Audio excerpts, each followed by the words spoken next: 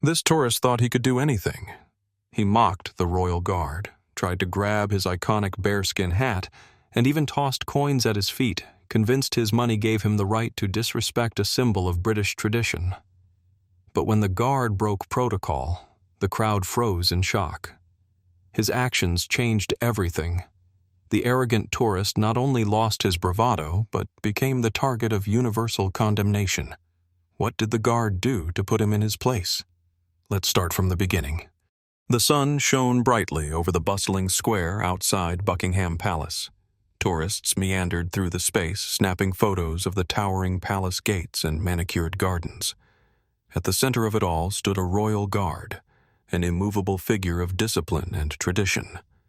His vibrant red uniform with gleaming brass buttons and a towering black bearskin hat drew countless eyes. He was a symbol of unwavering honor, standing silently despite the noise and chaos around him.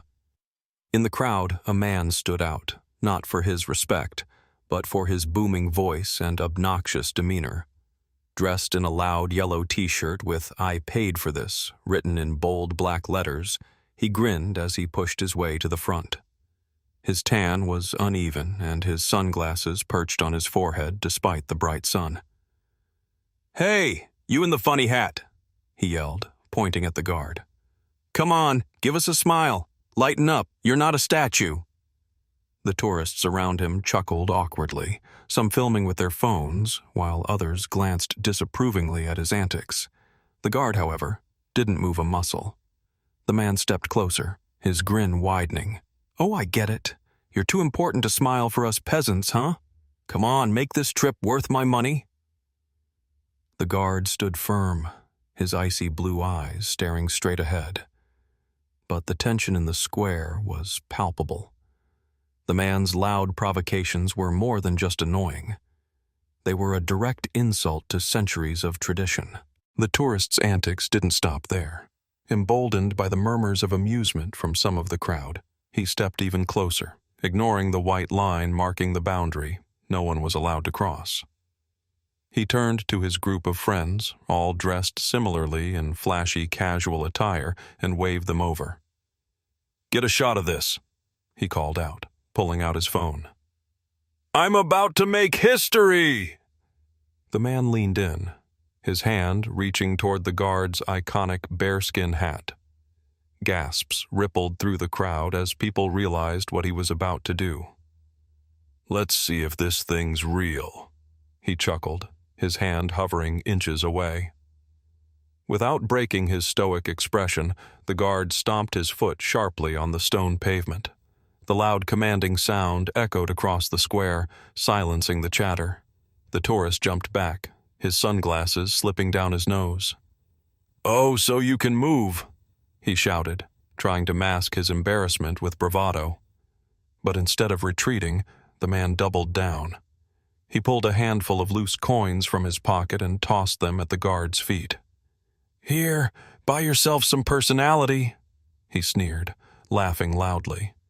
The coins clattered on the ground, a stark symbol of his disrespect. The mood in the square shifted. Some in the crowd laughed nervously, but others began whispering in disapproval. One woman muttered, "This is too far," while a young boy tugged on his mother's sleeve, asking why the man was being so mean. Still, the guard stood tall, his resolve unshaken. Just as the tension seemed ready to boil over, a new element entered the scene. A small child, no older than 6, wandered too close to the boundary line.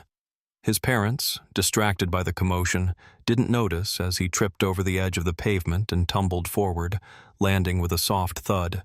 His stuffed toy, a small bear in a British soldier uniform, rolled directly toward the guard's boots. The tourist, spotting the child's misstep, let out a mocking laugh. "Looks like the kid wants to be part of the show," he jeered, nudging the toy with his foot. The boy's eyes filled with tears as he reached out for his beloved bear. At that moment, the guard moved. His precise, deliberate step forward seemed to freeze time. He bent down, retrieved the toy with a firm yet gentle hand, and handed it back to the boy. The guard's calm voice broke the silence. Every tradition exists to protect something greater. Even you. The crowd erupted into murmurs of astonishment. The guard's action wasn't just a break from protocol. It was a reminder of the dignity and humanity that lay behind his stoic exterior. The tourist, however, wasn't impressed. "Oh, come on," he scoffed. "Now you're playing babysitter? That's what I came to see?" But the crowd's mood had shifted entirely. A middle-aged man near the front turned to the tourist. "You should be ashamed," he said firmly. Others began nodding in agreement, and the mocking laughter from earlier faded into uncomfortable silence. The tourist's face reddened as the disapproving stares around him grew louder than his voice.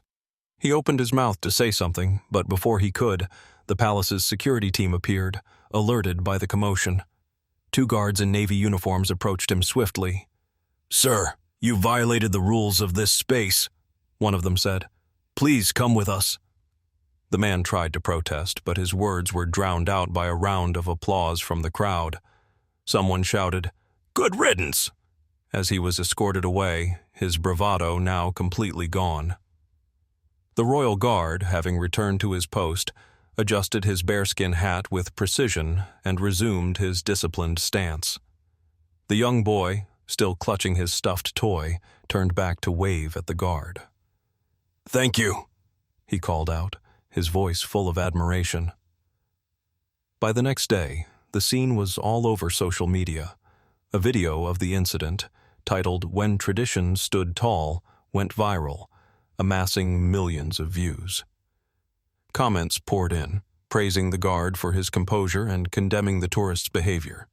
One comment summed it up best. "This isn't just about a guard. It's about respect for history, dignity, and each other." The tourist's bold stunt had indeed turned into a lifelong lesson, not just for him, but for everyone who watched it unfold.